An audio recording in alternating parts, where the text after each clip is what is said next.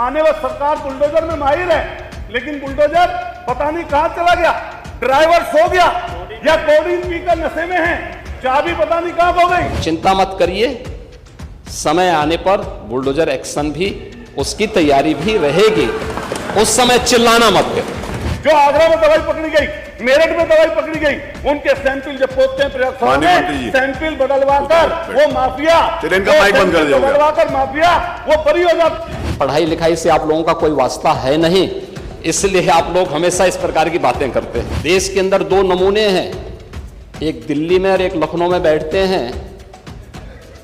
जब देश में कोई चर्चा होती है तो तुरंत वह देश छोड़ करके भाग जाते हैं। मैं धन्यवाद करूंगा कि आपने इतने महत्वपूर्ण विषय पर आज मुझे बोलने का, सवाल पूछने का अवसर दिया है। मान्यवर, जैसे ही दवाइयों का विषय आता है, दवाई सब जहन में आता है, तो हमारी और सबकी जिंदगी से जुड़ा हुआ प्रश्न आ जाता है। जैसे ही हम लोग देखते हैं, हमारा शायद ही परिवार का कोई सदस्य ऐसा होगा जो कभी ना कभी दवाई ना खाया।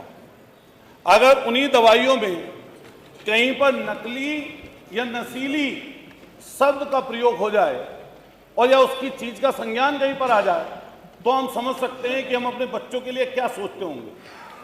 अभी कुछ दिन पहले जो महत्वपूर्ण विषय इस समय पर चल रहा है, सिरप का, हमारे बराबर के प्रदेश मध्य प्रदेश, हमारे बराबर के प्रदेश राजस्थान, वहां से एक जहरीले सिरप जिसमें किसी साल्ट की मात्रा ज्यादा हो जाने के कारण या किसी भी अन्य बात के हो जाने के कारण वहां पर बच्चों की मृत्यु हुई, लेकिन उसका असर हमारे यहां पर भी पड़ा। मैंने देखा सरकार की तरफ से कई बयान मिले और उन बयानों में यह कहा गया कि इसकी गहनता से जांच होनी चाहिए और किसी भी तरीके से कोई नकली दवाई या नकली सिरप का इस्तेमाल ना हो। लेकिन मान्यवर, मैंने नजदीक से इस चीज को देखा। अभी जो सिरप का विषय है, इससे पूरा का पूरा जनमानस प्रभावित है। और मान्यवर, इसको अगर हम नजदीकी से देखें तो इसमें कहीं ना कहीं ऐसे बड़े लोग इन्वॉल्व हैं, वो इतने बड़े लोग इन्वॉल्व हैं कि उन तक कई बार हाथ नहीं पहुंचते। अभी मैं जब देखता हूं, 1.5 साल पहले इसी उत्तर प्रदेश के इसी राजधानी में सुशांत गोल्ड सिटी में एक बड़ा जखीरा इसी कोडीन सिरप का पकड़ा गया था और आनन फानन में वो जांच उस समय सरकार ने एसटीएफ को सौंप दी। लेकिन जैसे ही एसटीएफ को सौंपी, 18 महीने बीत गए, पता नहीं क्या पर्चे कटे या नहीं कटे, कुछ जांच आगे बढ़ी या नहीं बढ़ी, किसी को कुछ पता नहीं चला। लेकिन भला हो अधिकारियों की आपस की लड़ाई का, गाजियाबाद में फिर एक ट्रक पकड़ा जाता है और जो गाजियाबाद में ट्रक पकड़ा जाता है उसमें जो लोग होते हैं संलिप्त, उनकी जेबों से एसटीएफ के नोटिस भी प्राप्त होते हैं। लेकिन फिर आनंद फानन में 15-20 लोगों का अलग अलग जगहों पर उनके नाम से एफआईआर दर्ज होती है। लेकिन अभी वो चर्चा का विषय है कि कई लोग बता रहे हैं कुछ, कई लोग कुछ बता रहे हैं। लेकिन प्रधानमंत्री जी के संसदीय क्षेत्र से जिसका नाम शुभम जायसवाल चला गया दुबई, जिसका नाम वहां पर टाटा करके बोलते हैं, उनका नाम जैसे सामने आया तो पता चला ये व्यापार, ये भ्रष्टाचार की जड़ें बहुत नजदीकी से सत्ता संरक्षित लोगों के पास हैं।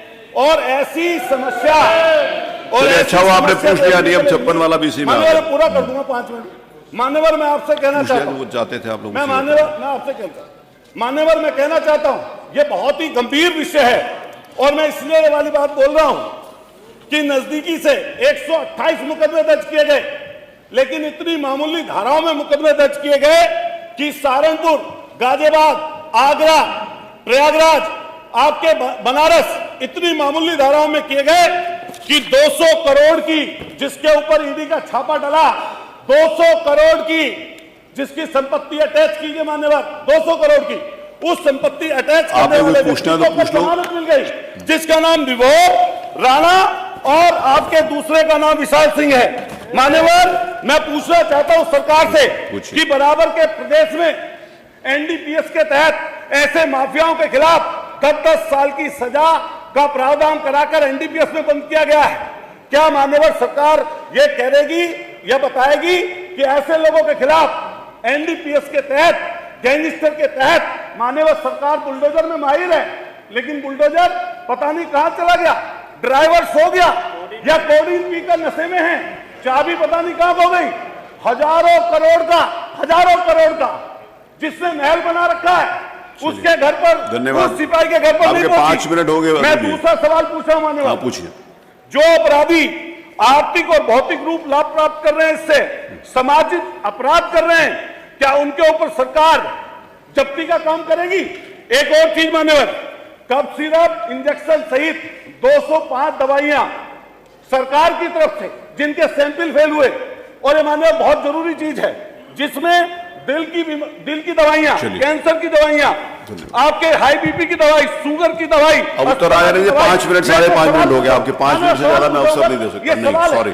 संक्रमण की दवाई, आई कांट डू दैट। पेट का सूजन, पेट के कीड़े, अमोनिया, 205 दवाई। आपका कोई प्रश्न हो तो कर लीजिए, भाषणों को खत्म कर दीजिए। जिनके सैंपल फेल होते हैं, अतुल प्रधान जी कोई प्रश्न हो तो कर लीजिए, भाषण नहीं। 6 मिनट में 5 मिनट से ज्यादा नहीं दे सकता, नहीं दे सकता मैं। आप पूछिए अपने टाइम सरकार बताएगी क्या जिनके सैंपल फेल हुए हैं, ये आपकी प्रयोगशालाओं में जो आगरा में दवाई पकड़ी गई, मेरठ में दवाई पकड़ी गई, उनके सैंपल जब पहुंचते हैं प्रयोगशाला में, सैंपल बदलवाकर वो माफिया, इनका माइक बंद कर दिया, बदलवाकर माफिया वो बरी हो जाती। चलिए मंत्री जी जवाब दें। कौन देगा जवाब?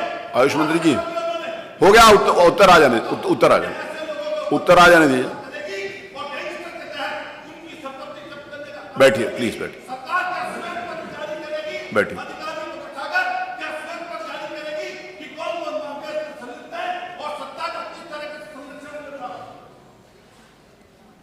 माननीय मंत्री जी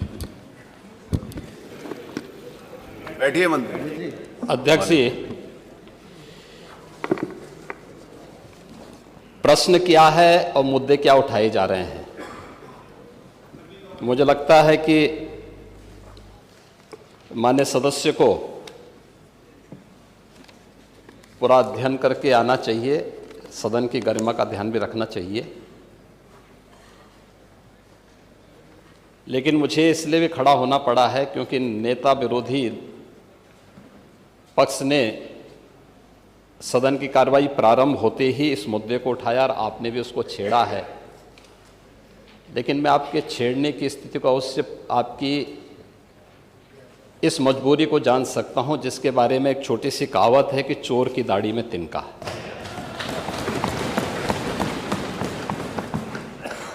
प्रश्न है नकली दवाओं के सेवन से होने वाली मौतों के बारे में, जिसके बारे में उनको उत्तर दिया गया है कि इस प्रकार के कोई भी प्रकरण अभी तक उत्तर प्रदेश सरकार के संज्ञान में नहीं है। दूसरा, समय समय पर इस दिशा में खाद्य सुरक्षा और औषधि प्रशासन विभाग के द्वारा छापेमारी की कार्रवाई भी होती है। उत्तर प्रदेश के अंदर कोडिन कफ सिरप के मामले में, जिसको नेता विरोधी दल, मैं तो ये मानता था कि उम्र के चौथे पड़ाव पर व्यक्ति सच बोलने का आदि कम से कम इस उम्र में तो होगा ही, लेकिन इस उम्र में भी इस समाजवादी उनको झूठा बुलवा देते हैं। इस उम्र में तो कम से कम उसे झूठ मत बुलवाओ भाई, सच बोलने के उनको आदी होना चाहिए। और वो तो चेयर पे बैठ चुके हैं लंबे समय तक, स्पीकर के रूप में उन्होंने सदन को आगे बढ़ाया है। कोडिन कफ सिरप से उत्तर प्रदेश के अंदर कोई मौत नहीं हुई है। एक। दूसरा, इस मामले में एनडीपीएस के अंतर्गत कार्रवाई होगी। ये उत्तर प्रदेश सरकार इस मामले को कोर्ट में जीती है, उत्तर प्रदेश ने इस मामले को लड़ा है। तीसरा, उत्तर प्रदेश में इसका जो सबसे बड़ा होलसेलर, जो बड़े होलसेलर हैं, जिसको सबसे पहले एसटीएफ ने पकड़ा था 2016 में, उसको लाइसेंस समाजवादी पार्टी ने जारी किया था। जो फोटो रिलीज हो रही है देश के अंदर दो नमूने हैं, एक दिल्ली में और एक लखनऊ में बैठते हैं। जब देश में कोई चर्चा होती है तो तुरंत वह देश छोड़ करके भाग जाते हैं, और मुझे लगता है कि यही आपके बबुआ के साथ भी हो रहा होगा। वह भी देश से फिर जाएंगे इंग्लैंड की सैर सपाटे में, और आप लोग यहां चिल्लाते रहेंगे। महोदय, कोडीन कफ सिरप का मुद्दा जो इन्होंने उठाया है, मुद्दा था नकली दवाओं के सेवन के कारण होने वाली मौतों का,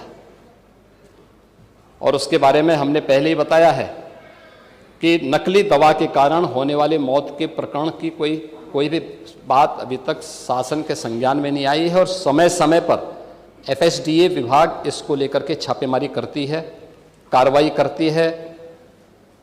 कंपनियों में भी इस प्रकार की कार्रवाई होती है। यूपी के अंदर कोडीन कफ सिरप, इसके केवल स्टॉकिस्ट हैं, होलसेलर हैं, इसका यहां पे प्रोडक्शन नहीं होता है।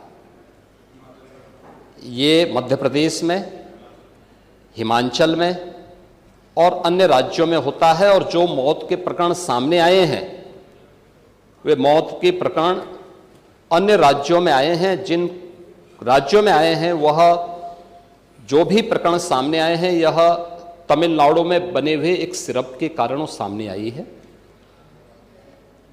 ये पूरा प्रकरण इलीगल, यानी इसमें एडिटेशन का भी नहीं है, यह इलीगल डाइवर्जन का है। इस डाइवर्जन के माध्यम से इन होलसेलर ने, जिसमें सहारनपुर का भी है, गाजियाबाद का भी है, वाराणसी का भी है, लखनऊ का भी है और कानपुर का भी है, इन लोगों ने इसको उन देशों में पहुंचाया है, उन राज्यों में पहुंचाया है जहां मद्य निषेध है, लेकिन वहां पे नशे के आदी लोगों को इसको लेने की एक आदत सी है, तो वहां पर उसका दुरुपयोग किया गया है, जबकि बिना चिकित्सीय परामर्श के इसका सेवन नहीं हो सकता, खासतौर पर बच्चों के लिए। एडल्ट भी चिकित्सीय परामर्श से ही इसका सेवन करता है। कौन ऐसा व्यक्ति है जिसने कफ सिरप नहीं लिया? खांसी होती है, हर व्यक्ति लेता है, लेकिन चिकित्सीय परामर्श से उसमें लिखा जाता है। क्योंकि पढ़ाई लिखाई से आप लोगों का कोई वास्ता है नहीं, इसलिए आप लोग हमेशा इस प्रकार की बातें करते हैं। अब बात पहले अब सुन लीजिए ना, आपने पूरी बात बोली तो हम लोगों ने आपकी बात सुनी, आप लोग चिल्लाते रहे तब भी हम आपकी बात सुनते रहे। अब कम से कम हमारी बात तो सुन लें। ये कार्रवाई सरकार ने की है, और सरकार ने इसके लिए 79 अभियोग अब तक दर्ज किए हैं। इसमें 225 अभियुक्तों को इसमें नामजद किया है। 78 अभियुक्त अब तक गिरफ्तार हुए हैं।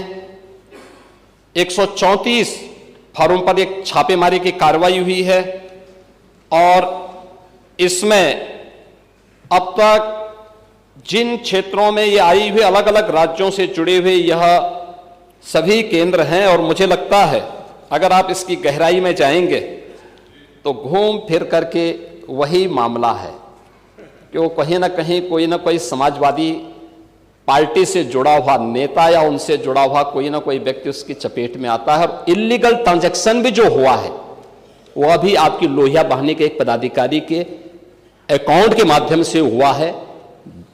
STF इसकी जांच कर रही है। इस पूरे मामले में हाई कोर्ट से उस पूरे मामले को NDPS के अंतर्गत इस मामले में मुकदमा चलना चाहिए।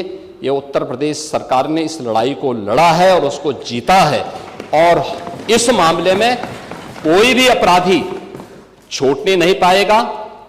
और चिंता मत करिए, समय आने पर बुलडोजर एक्शन भी, उसकी तैयारी भी रहेगी। उस समय चिल्लाना मत करो।